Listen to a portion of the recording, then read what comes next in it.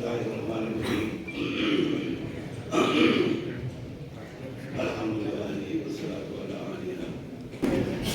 Report یہ پیش خدمت ہے۔ بسم اللہ الرحمن الرحیم۔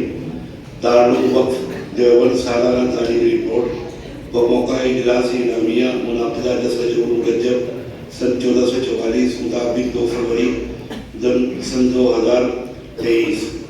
حضرات محترمین، اساتذہ کرام و طلبہ عزیز، السلام علیکم ورحمۃ اللہ وبرکاتہ۔ سب سے پہلے بارگاہ رب العزت میں انگیت شکر و سپاس اور ہدیہ تشکر پیش ہے، جن کے لاتعداد و بے شمار انعامات کی طفیل نظام کائنات ساری و جاری ہے، اور انہی کی عنایتوں اور نوازشوں کی بدولت آج ہم اور آپ جیسے انعامیہ کے عنوان سے یہاں جمع ہیں۔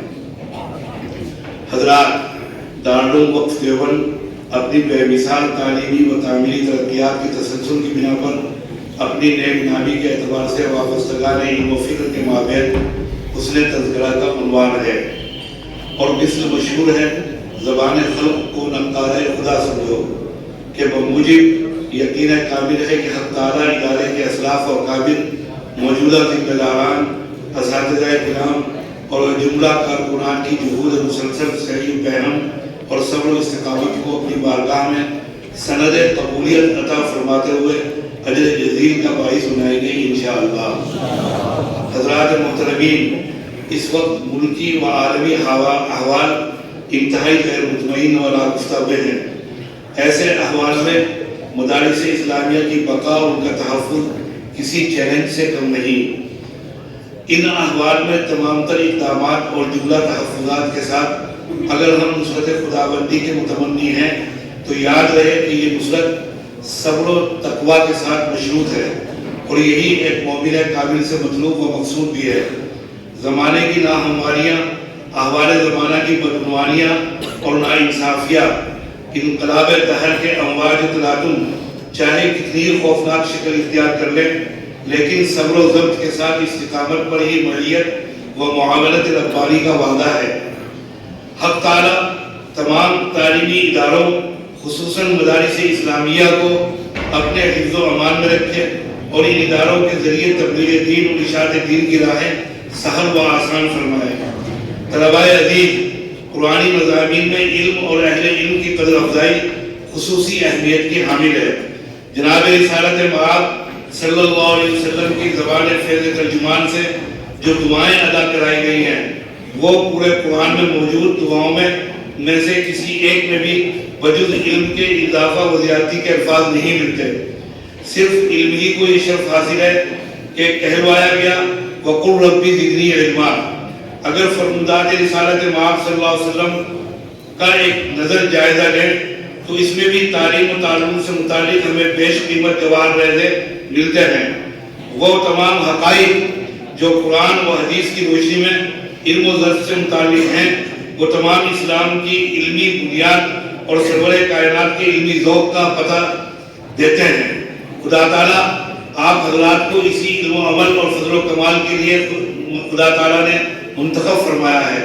یہ حق تعالیٰ کا بڑا احسان ہے کہ ہم کمال حق کو اس کا شکر ادا نہیں کر سکتے۔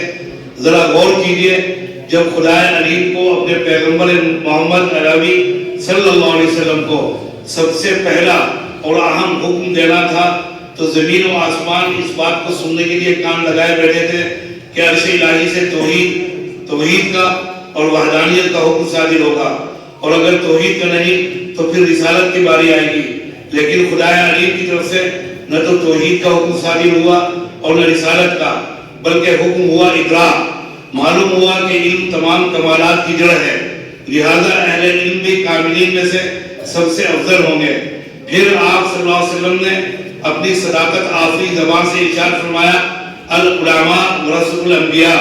آپ صلی اللہ علیہ وسلم کی اس ارشاد عالی سے اہل علم کی فضیلت صاف عیاں ہو گئی، اور پھر چونکہ یہ علم انبیاء کی وراثت ہے اور انبیاء کو ابتلا اور آزمائش کی پرپیچ راہوں سے گزارا گیا، اس لیے ان کے وارثین کو بھی ابتلا و آزمائش کی پرخطر راہوں سے گزرنا ہوگا۔ چنانچہ اس حقیقت سے انکار کون کر سکتا ہے کہ اس راہ علم کٹھن اور دشوار ہے۔ اسی راہ علم سے گزر کر موسیٰ علیہ السلام نے فرمایا تھا لقد لقینا من سفرنا ھذا نصبا، چنانچہ پیغمبر انسانیت صلی اللہ علیہ وسلم نے یہ مشکلات کو مد نظر رکھتے ہوئے فرماتے ہیں من جاء اجلہ وهو يطلب العلم لقى الله تعالی ولم يكن بينه وبين النبيين الا درجة النبوة.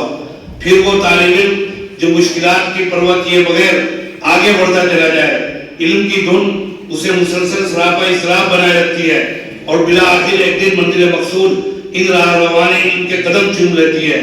تب سرور کائنات صلی اللہ علیہ وسلم نے ان کو ہدیہ تہنیت پیش کرتے ہوئے فرمایا تھا خیار امتی علماء ہوا و خیار علماء یا رحماء ہوا. اب اس تناظر میں آپ حضرات کی ذمہ داری بنتی ہے کہ نہ صرف خود قرآن و سنت پر اپنی انفرادی اور معاشرتی زندگی میں مکمل طور پر عمل پیرا ہوں، بلکہ دیگر اقوام و ملل کے سامنے بھی اسلامی دعوت پیش کریں. انہوں نے بتائیں کہ وہ محض انسانی عقل و خواہش پر بھروسہ کرنے کے بجائے وحی الہی کی بالاتر رہنمائی کو قبول کریں اور انسانی معاشرے کو عقل و خواہش کی بے لگام پیروی سے نجات دلائیں تاکہ مجموعی طور پر انسانی آبادی فطری قوانین اور نظام کے تحت امن و خوشحالی کی حقیقی منزل سے ہمکنار ہو سکیں. طلباء عزیز، عند اللہ دعوت حق اور حفاظت حق مطلوب ہے. ہر دور ہر زمانے میں حق کی حفاظت ہوتی رہی ہے. طرق حفاظت اگرچہ مختلف ہے. اولاً الامر بالمعروف والنہی عن المنکر انبیاء علیہ السلام سے کرایا گیا.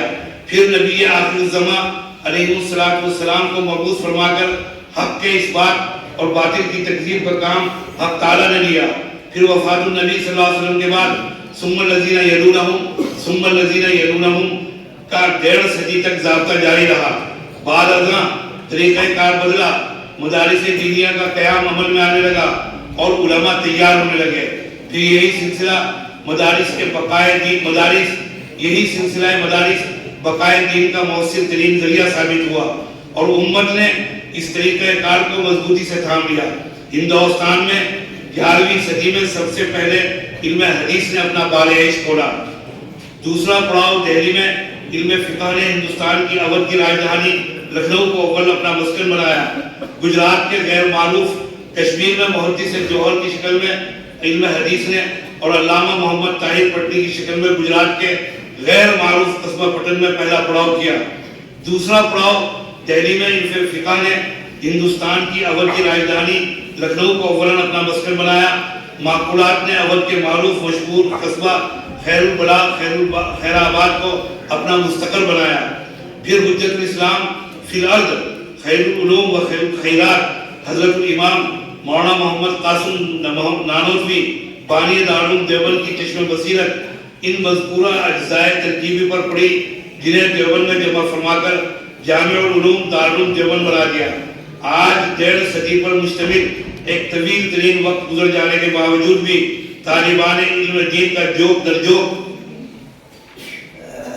اور پر امید و پر شوق انداز میں دیوبند پہنچنا اور اپنی ترجیحات کے حصول کے لیے حتی المقدور کوششوں و کاوشوں کا بروئے عمل لانا، آج بھی دن بدن اضافے کے رجحانات کا مسلسل بڑھتے رہنا بلا شبہ ہمارے اکابر و اسلاف کے اخلاص دین کی ایسی بین اور روشن دلیل ہے جس کی ماہیت و حقیقت کا بچشم قلب ادراک کیا جا سکتا ہے اور کیفیت کا بچشم سر مشاہدہ کیا جا سکتا ہے.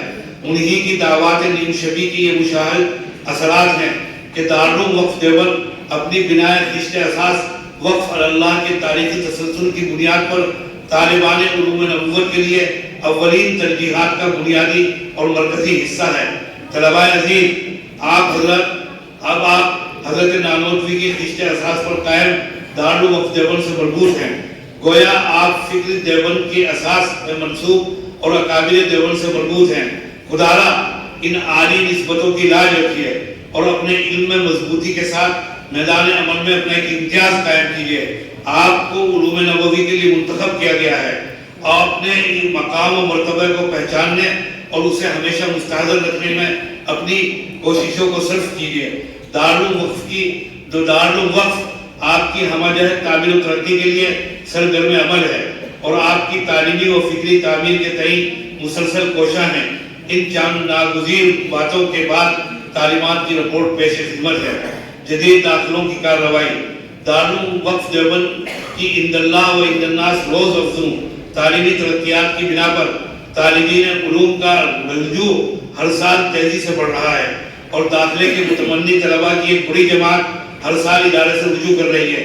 چنانچہ اسی کے پیش نظر سال رواں درخواست برائے داخلہ جدید کی تقسیم کا عمل مورخہ 27 رمضان المبارک سے شروع کر دیا گیا، جیسا کہ کورونائی عہد سے ماقبل تقسیم فارم کا نظام تھا، جس کا سلسلہ مورخہ 4 شوال المکرم تک روز عید کے علاوہ متواتر جاری رہا، جس میں مختلف درجات میں داخلے کے امیدوار طلباء نے درخواست برائے داخلہ جدید کی تکمیل کی اور اس دورانیہ میں تقریباً 10,000 جدید فارم تقسیم کیے گئے۔ الحمدللہ ثم الحمدللہ رب العالمین۔ مورخہ 7 شوال تا 10 شوال المکرم امتحان داخلہ تحریری کا انعقاد عمل میں آیا، جبکہ 6 شوال امتحان تقریری برائے ابتدائی درجات عربیہ و شعبہ تجوید و حفظ منعقد کیا گیا۔ جملہ معیاری انتظامات کے ساتھ بحسن و خوبی امتحان داخلہ کا انعقاد کیا گیا۔ امتحان داخلہ میں مجموعی طور پر 9,400 طلباء نے شرکت فرمائی، جن میں سے تقریباً 1,353 طلباء کا بشرائط مطلوبہ مختلف درجات کے لیے جدید داخلہ منظور کیا گیا۔ سالانہ تعطیل کی تکمیل، جدید داخلوں کی کارروائی اور اسباق کی تقسیم کے بعد مورخہ 17 شوال المکرم سن 1443 ہجری سے تمام درجات میں اسباق کا آغاز کر دیا گیا۔ اس دورانیے میں ادارے کی یہ کوشش رہتی ہے کہ کارروائی کے ایام میں حد الامکان تخفیف کر کے ایام تعلیم میں اضافہ کیا جائے۔ چنانچہ اسی تناظر میں امتحان داخلہ کے موقع پر ذمہ داران ادارہ کی حضرات اساتذہ کرام اور کارکنان کے ذریعے غیر معمولی معاونت کی بنا پر مختصر دورانیے میں داخلے کی جملہ کارروائی مکمل ہوئی اور 17 شوال المکرم سے تعلیم کا آغاز ممکن ہو سکا۔ درجات ثانویہ کا نظام تعلیم اور ماہانہ امتحانات کا انعقاد، جیسا کہ یہ بات ظاہر ہے ابتدائی درجات کی تعلیم خصوصاً غیر معمولی اہمیت کی حامل ہوتی ہے۔ یہ درجات اساس اور بنیاد کی حیثیت رکھتے ہیں، چونکہ یہ 8 سالہ تعلیمی نصاب کا لب لباب ہے اور انہی سالوں میں ان کی علمی، فکری، تعلیمی اور تربیتی نشو و نما ہوتی ہے، جس کے بنا پر درجات ثانویہ اعدادیہ تا عربی چہارم کے تعلیمی نظام کے استحکام کی جانب تعلیمات خاص طور پر متوجہ رہتا ہے۔ ان درجات کی تعلیمی نگرانی کے لیے محترم جناب مولانا ڈاکٹر محمد شکیب صاحب قاسمی کی نگرانی میں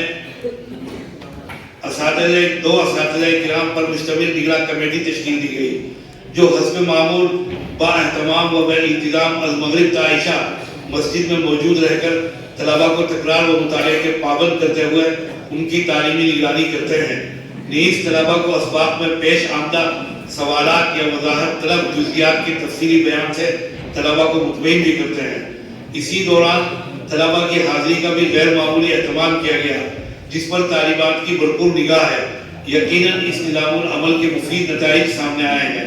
مذکورہ ابتدائی درجات کے طلباء کی تعلیمی استعداد کی جانچ پرکھ اور ان کی تعلیمی لیاقت کو جلا بخشنے اور نکھار پیدا کرنے کی غرض سے ہر ماہ ماہانہ امتحان کی انعقاد کی ضروری و ثمر آور روایت رہی ہے، جس کے پیش نظر سال رواں بھی ہر ماہ با التزام از اعدادیہ تا عربی چہارم کے طلباء کا ماہانہ امتحان منعقد کیا گیا، جس میں طلباء نے اپنی لیاقت کا بھرپور مظاہرہ کیا۔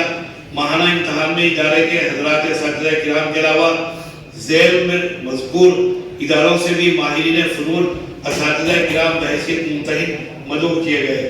نمبر 1 مظاہر علوم جدید سہارنپور، نمبر 2 مدرسہ فلاح جارین بلاسپور مظفر نگر۔ حضرات ممتحنین نے امتحان میں طلباء کی حسن کارکردگی پر اطمینان کا اظہار کرتے ہوئے کلمات تحسین رقم کیے۔ ماہانہ امتحان میں پوزیشن حاصل کرنے والے طلباء کو ادارے کی جانب سے بطور تشجیع نقد انعام سے بھی نوازا گیا۔ ابتدائی عربی درجات میں ناگزیر عصری نصاب کی شمولیت۔ ابتدائی عربی درجات کے نصاب میں ماقبل سے ہی انگریزی، ہندی اور حساب وغیرہ کے مبادیات شامل ہیں، لیکن تعلیمی سال سن 1440-41 ہجری سے دارالمعارف دیوبند نے عصری ضرورتوں کا ادراک کرتے ہوئے درجہ عربی اول میں NCERT سے منظور شدہ نصاب شامل کیا۔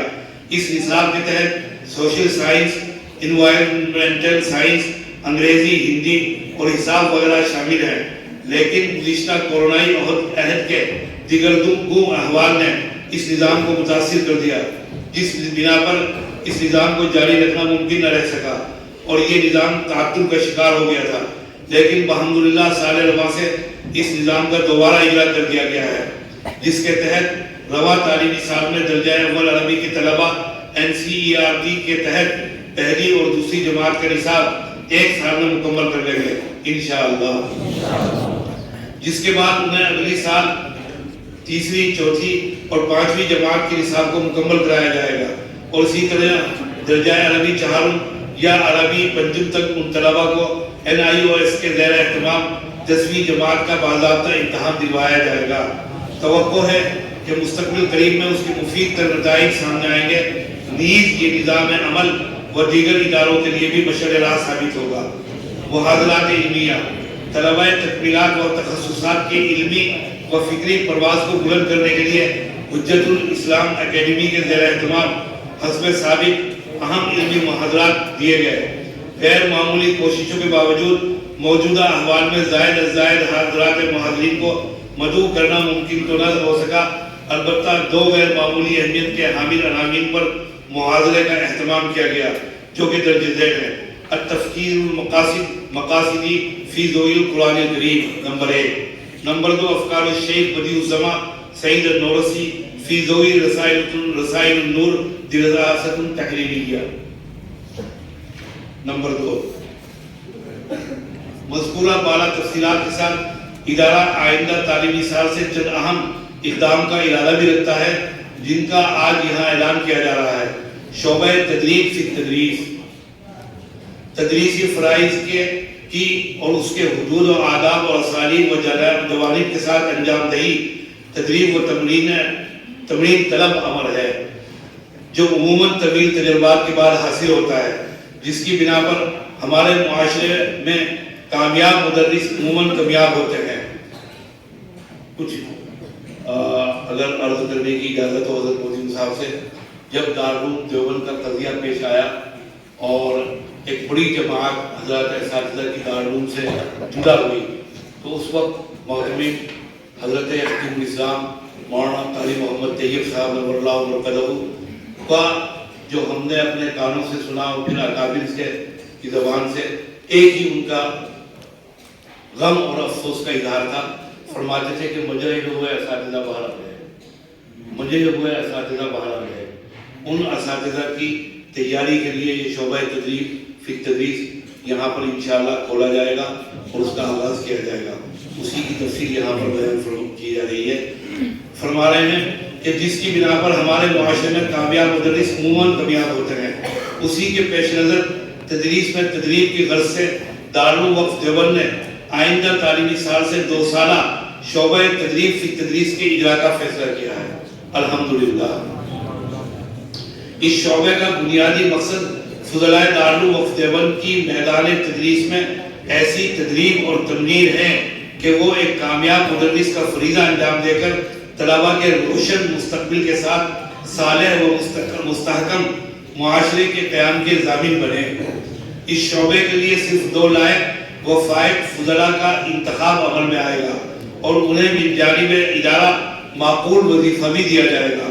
سال اول میں عمدہ و مثبت کارکردگی کی بنا پر ہی سال دوم کے لیے ترقی عمل میں آ سکے گی۔ اس شعبے سے متعلق اصول و ضوابط ادارے کی جانب سے جاری لائحہ عمل میں شامل ہیں۔ شعبہ تخصص فی الفقہ والافتاء، منصب افتاء و قضاء انتہائی نزاکتوں سے پر غیر معمولی اہمیت کا حامل منصب ہے۔ اسی بنا پر ابن عابدین شامی نے اس منصب کے اصول و ضوابط اور اس کی ذمہ داریوں اور نزاکتوں کے بیان پر پورا ایک رسالہ مرتب فرما دیا، جس میں انہوں نے مفتی کے لیے لازمی شرائط کے بیان کے ضمن میں مفتی کے لیے ماہر اور معتبر اساتذہ کی تربیت کو لازمی قرار دیا ہے۔ موجودہ احوال نے ابن عابدین شامی کے افتاء کے باب میں بیان کردہ اس اصل کی اہمیت کو دوچن کر دیا ہے۔ نیز موجودہ عالمی احوال کے تناظر میں مسائل فقہیہ میں نوازل و حوادث کی کثرت و بہتات نے اس بات کو لازمی قرار دے دیا کہ افتاء و قضاء سے وابستہ طلبہ کی ماہر اساتذہ کرام کی نگرانی میں مزید تدریب و تمرین اور تربیت نیز فقہ و فتاوی میں رسوخ پیدا کرنے کی غرض سے تخصص فی الفقہ والافتاء کا آغاز کیا جائے۔ دارالوقف دیوبند نے تقریباً 2 سال قبل اس کے اجرا کا فیصلہ لے لیا تھا، لیکن پھر وہی کرونائی بندشوں نے اس کے اجرا کا موقع میسر نہ لے دیا۔ انشاءاللہ آئندہ تعلیمی سال سے دارالوقف دیوبند نے تخصص فی الفقہ والافتاء کا آغاز کرنے کا ارادہ کر دیا ہے۔ یہ شعبہ تکمیل افتاء کا سال دوم شمار ہوگا۔ اس شعبے کے لیے تکمیل افتاء سال اول میں امتیازی نمبرات حاصل کرنے والے 4 طلبہ درخواست برائے داخلہ داخل کرنے کے مجال ہوں گے۔ ان 4 طلبہ میں سے 2 طلبہ کا بذریعہ انٹرویو داخلہ لیا جائے گا اور ان طلبہ کو من جانب ادارہ معقول وظیفہ بھی دیا جائے گا۔ اس شعبے کا منہج نصاب تعلیم اور قواعد داخلہ لائحہ عمل میں شامل کر دیا گیا ہے۔ تفصیلات کے لیے لائحہ عمل کی جانب رجوع کیا جا سکتا ہے۔ علاوہ ازیں ادارہ مستقبل قریب میں ہی تخصص فی الادب العربی، تخصص فی الحدیث الشریف اور تقابل ادیان جیسے اہم و ناگزیر شعبہ جات کے آغاز کا بھی ارادہ رکھتا ہے۔ شعبہ حفظ و ناظرہ اور شعبہ تجوید کا نظام تعلیم، شعبہ حفظ و ناظرہ اور شعبہ تجوید کے تعلیمی نظام کو بھی تعلیمات نے غیر معمولی طور پر مرتب کیا ہے۔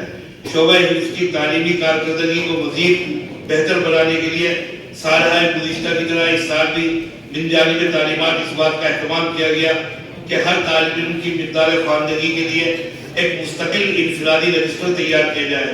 ساتھ ہی ہر طالب علم کے لیے ایک مخصوص نقشہ بھی مرتب کیا گیا ہے جو کہ متعلقہ اساتذہ کرام کے پاس موجود رہتا ہے، جس میں اساتذہ کرام یومیہ مقدار خواندگی درج کرتے ہیں۔ علاوہ ازیں ہر طالب علم کے لیے رپورٹ کارڈ بھی تیار کیا گیا ہے جس پر طالب علم کی کیفیت درج کر کے طلبہ کے سرپرستوں کو بھیجا جاتا ہے اور اس پر ان کے دستخط بھی وصول کیے جاتے ہیں تاکہ حضرات سرپرستان بھی اپنے بچوں کی کارگزاریوں سے باخبر رہیں۔ بحمداللہ اس نظام العمل کے مفید نتائج سامنے آ رہے ہیں۔ نیز ہر طالب علم کی پارے کی تکمیل پر تعلیمات جانچ کے بعد اگلا پارہ شروع کرنے کی اجازت دیتا ہے۔ اس انتظام کے نتیجے میں حفظ پارے کے ساتھ قواعد و مخارج پر خصوصی توجہ دی جا رہی ہے۔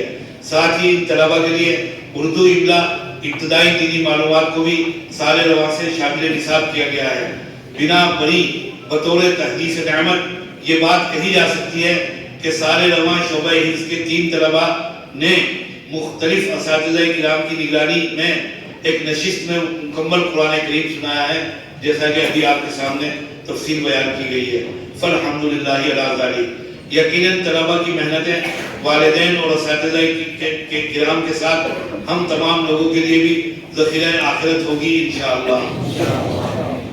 گزشتہ چند سالوں میں سے ادارے میں شعبہ تجوید کی ایک درسگاہ موجود تھی، لیکن اس شعبے کی جانب طلبہ کے بڑھتے رجوع کو دیکھتے ہوئے سال رواں سے شعبہ تجوید کے لیے ایک اور درسگاہ کا اضافہ کیا گیا ہے۔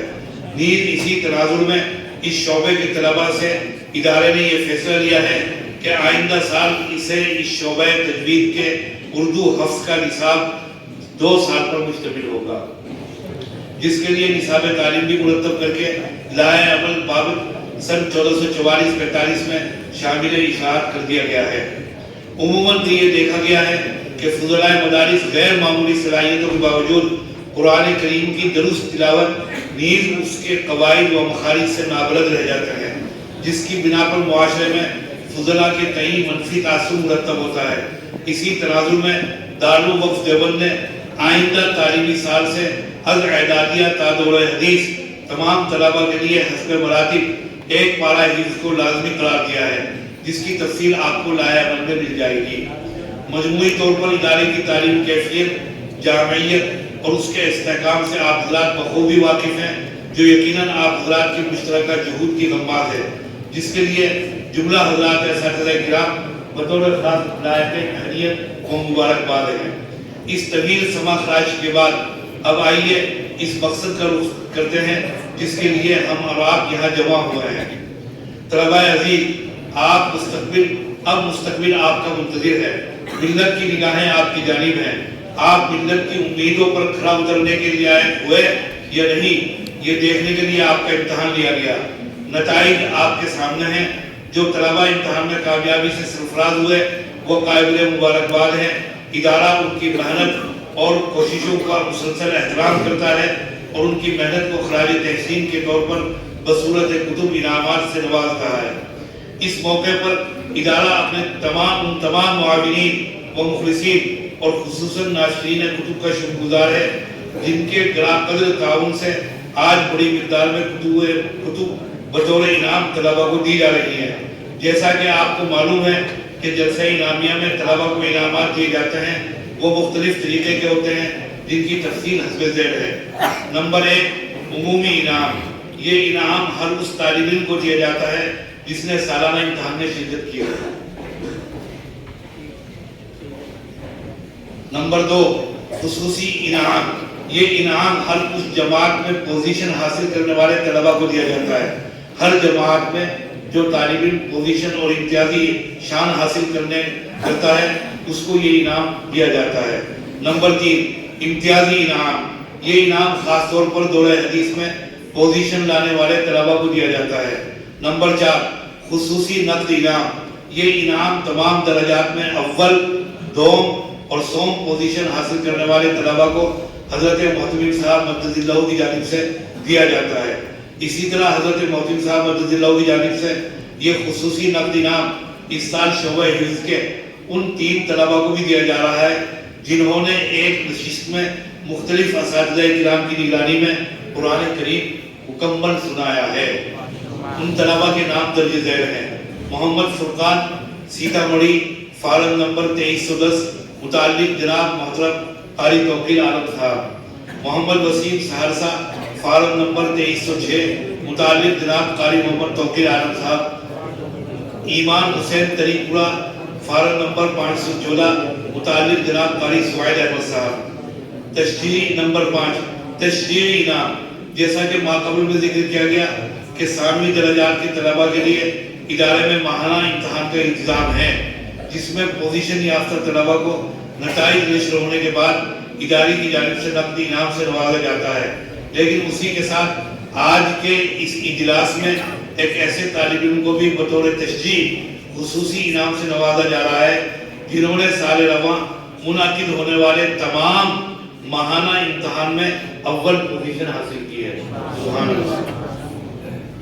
جس طالب علم نے سال رواں منعقد ہونے والے ماہانہ امتحان میں اول پوزیشن حاصل کی ہے وہ ہیں محمد نسیم چپارنی، فارم نمبر 23، شریک عربی درجہ عربی دوم۔ سال گزشتہ دورہ حدیث شریف کے سالانہ امتحان میں امتیازی نمبرات سے جن طلباء نے کامیابی حاصل کی وہ درج ذیل ہیں: اول پوزیشن محمد عدنان احمد کشن گنج، فارم نمبر 383۔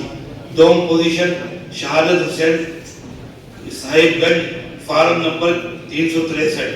سوم پوزیشن محمد افسار عالم سہارنپور، فارم نمبر 467۔ اب آپ کے انعامات آپ کے حوالے ہیں۔ حق تعالیٰ آپ کا معاون و مددگار ہو اور آپ کے علم میں تمام تر برکتیں عطا فرمائیں اور آپ کو دین کی خدمت کے لیے منتخب فرمائیں۔ والسلام علی احترام احقر احمد شاہ۔